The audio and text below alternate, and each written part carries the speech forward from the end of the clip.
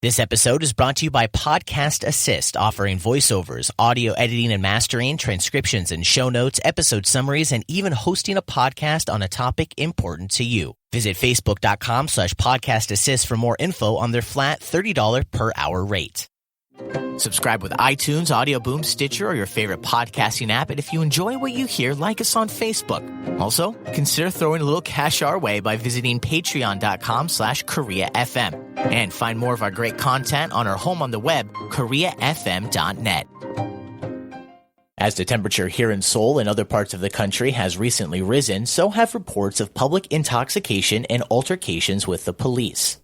This trend was recently written about by a newspaper reporter here in Seoul, and I spoke with her to learn more about the incidents and what might be causing them. My name is Tam Young-hong, and I'm currently working for the Korean Times. You recently wrote that, quote, as night creeps in, people start going to outdoor bars to cool off. So basically, you're saying it's getting hot here in the summer and people are drinking more to deal with that. That's probably something that happens normally here in Seoul across the country as it does in many countries around the world. But it has been specifically very hot as of late. I know that a lot of my friends are complaining about the heat. So do you think that this is just a normal occurrence that happens every year in South Korea, or is what you're talking about now more than what has happened previously? So from my point of view, drinking always has been the problem in Korea, right? But I think it is getting even worse because, a lot of young people are suffering from, job loss, and they unemployment, and the economic situation is suffering from the recessions. So I think people are going to drink outdoors to relieve their stress even more. And also, definitely the hot weather is also being responsible for the drinking. And also a lot of convenience stores around the streets are setting up their patio, tables and parasols. And I think that's the reason why the outdoors drinking is increasing recently. And then in your article, you also wrote that, quote, when drinkers become a public nuisance, the situation can pose problems for police as well. So what are some of the problems that have been happening that you're aware of? You also wrote that a number of cases resulting from disturbances caused by drinking have surged here in the ROK over the past few days. So what are some of those cases that you're referring to? I personally spotted some disturbances by myself. As well as the things I wrote in the article, such as yelling out loud on the streets, causing a lot of disturbances around the neighborhood. And they also puke around, pick fight with strangers in the street. So one man who was lying drunk in the public park on the bench, somebody reported him to the police that there is a person lying drunk. And then when the police came by, he tried to pick on a fight with the police because he was so drunk and he was unconscious about what he was doing. And something like that, drunk people in public spaces are just causing problems with police and the strangers and the neighbors. And I personally pass through the street every day, which is full of drunk people who are drinking outdoors, in the convenience store. And they are trashing cigarette butts and all the beer cans around the convenience store. And it's actually really making the neighbors around the stores uncomfortable about the smell and just a lot of noises. I actually lived in Germany for about a year back in 2008. And just like here in South Korea, it's legal to drink on the street there or in a park. But that's definitely not the case in the United States, where I'm originally from. But since it is legal to drink in public places here in South Korea, as well as it was back when I lived in Germany, what would you say is the difference between, someone drinking outdoors with their friends, maybe coworkers, or even people, I've done this, people you just meet while you're outside drinking versus causing a public nuisance like the ones that you have seen yourself or the ones that you just wrote about for the Korea Times? So basically it's all due to like binge drinking, over drinking, I say. Like, it's okay to like flock in a small group and, drink cold beer, but when those people go out to public spaces like convenience stores on the street and, step into a wrong neighborhood and urinate or puke in front of their doors, that's a problem, I think. So I think the space itself is also a big part of the whole problem. The public spaces, convenience stores, and public parks, playground. So I actually think that's the problem. In addition to what you just mentioned, you also wrote that some of these people that have been drinking too much have even fought police. As an American, the idea of fighting with a police officer is pretty outrageous for me, and also very scary just because of, all the violence that we've seen on both sides, of the argument in the United States. But I have seen a lot of people here in South Korea put their arms on officers or even kind of, push a police officer, which once again, as an American, was very surprising for me when I first saw that. So I mention this because I want to know what you think about what's happening when police get called to these situations. Do you think that the police are just trying to calm people down, make sure that there's no escalation, and then just tell everyone to go home and have a good night? Or are people getting arrested when people make complaints like this? How do you think these events are unfolding? So I have a police friend, and what he told me was that when they're on the duty to go on a patrol at night to deal with the drunks, they simply have to calm down those people because they're causing a lot of noises and nuisance around the neighborhood, and sober them up. And even that doesn't work. They take those people to the police station. Where they can, calm down and rest, and the police have to safely take them back to their home. So, what he told me was that, they actually feel pity for those people because they know, a lot of them are the fathers of families and, working people, and they know how stressed they are. So actually, police are also feeling pity for those people, and they don't try to use any force against them unless it's necessary. And then finally, what are some ways that authorities or maybe even city governments, whoever it might be, are trying to make this problem better? I know that you wrote that there are some clean areas that are being designated, and offenders can also face a fine that they would have to pay. Mm-hmm. So actually, according to the Road Traffic Act or Food Sanitation Act, it's illegal to set up a parasol or table outside the convenience store. And the convenience stores are aware of that, but they are just turning a blind eye against it. And I was going to say, I think every convenience store in the entire country turns a blind eye to that rule. It's very common. It's very common. They know that it's, very lucrative, and they just tell the police that they didn't know, but actually they know it, So, and since 2009, a lot of provinces in Korea has set a rule against drinking in public spaces, but it's actually been very ineffective because the standard for the punishment is not clear. It's unclear. So, people drink and they don't get punished, but the rule exists. So it's a very weird situation. And in addition to increased outdoor drinking, summer's high temperatures also bring an increased chance for street harassment. My name is Brittany Hayes. I'm a teacher here in Seoul. I've been here about 4 years. I am the second president of PUSH. PUSH stands for People Unite Against Street Harassment.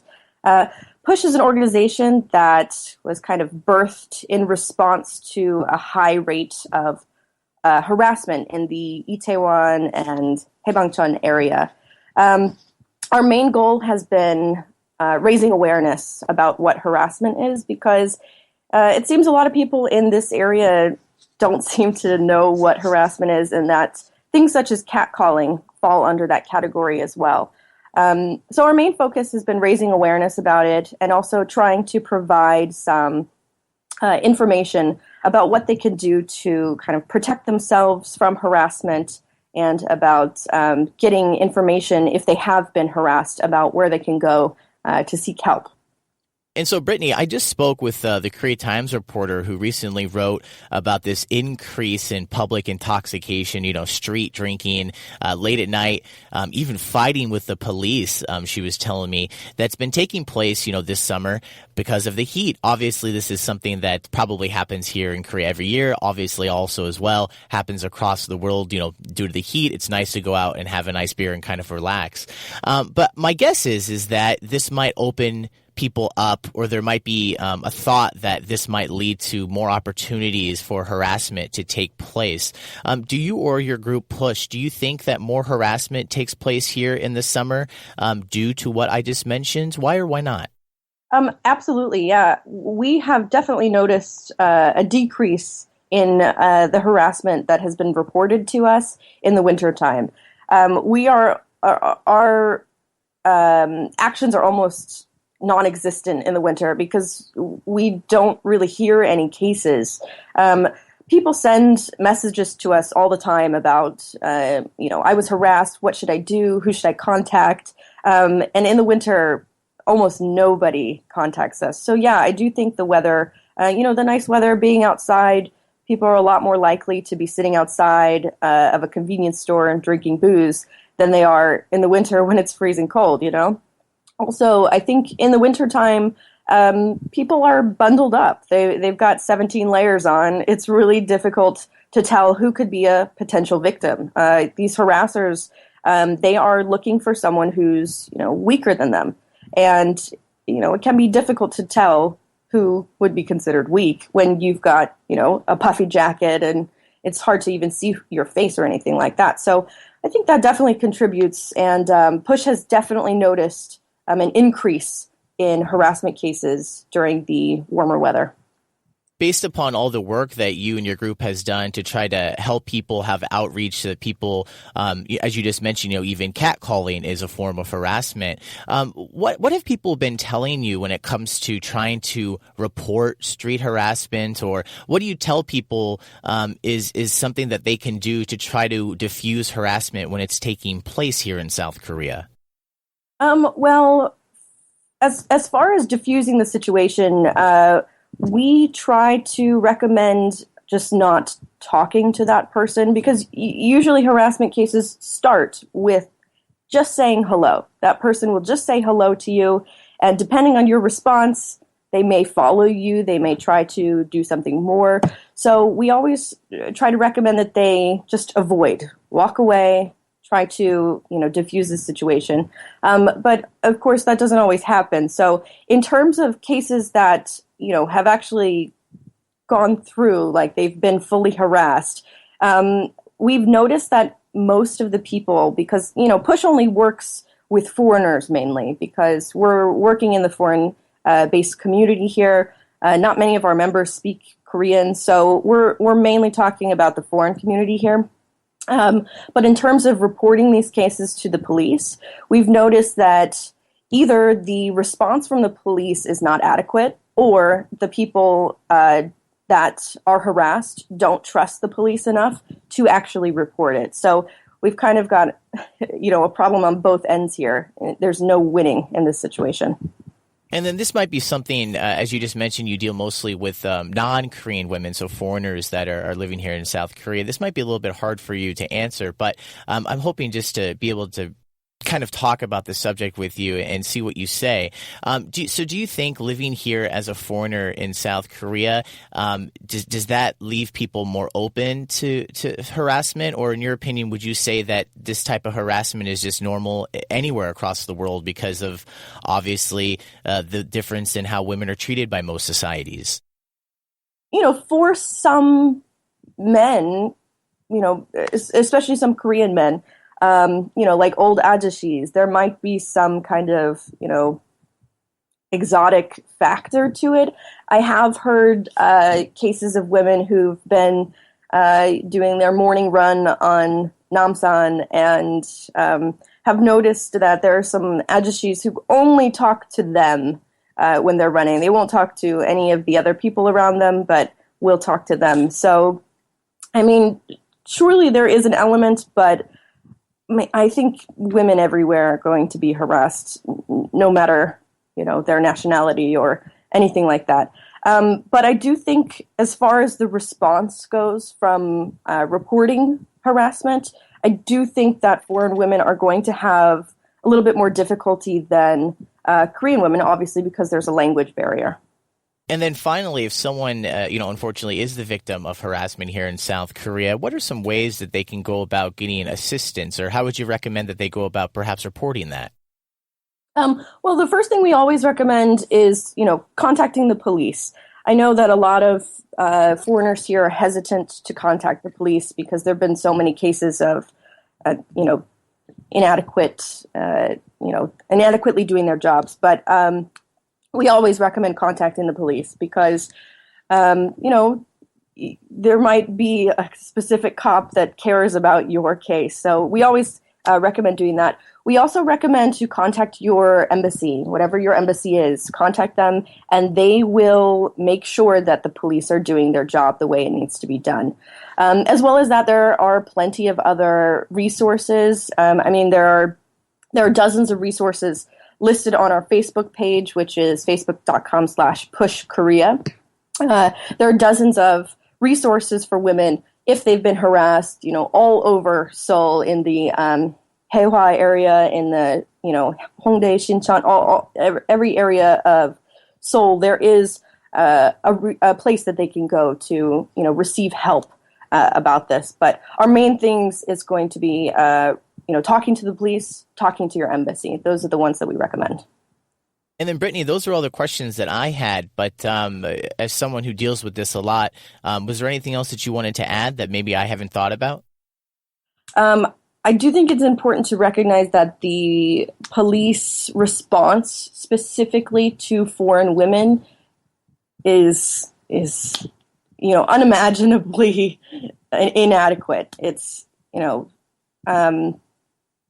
they're not equipped to deal with that, which is, I think there are 2 million foreigners living in Korea, and especially, this area, the Itaewon area, the Haebangchon area, has a, relatively high level of crime. So I think it's important for the police to be able to at least lead us to someone who can communicate with the foreign community. So I do think it's important to recognize that there is, there's something to be desired when it comes to contacting the police.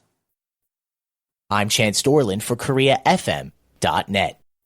This episode is brought to you by Podcast Assist, offering voiceovers, audio editing and mastering, transcriptions and show notes, episode summaries, and even hosting a podcast on a topic important to you. Visit facebook.com/Podcast Assist for more info on their flat $30 per hour rate. Talk radio, music, and podcasts from the Korean Peninsula. KoreaFM.net.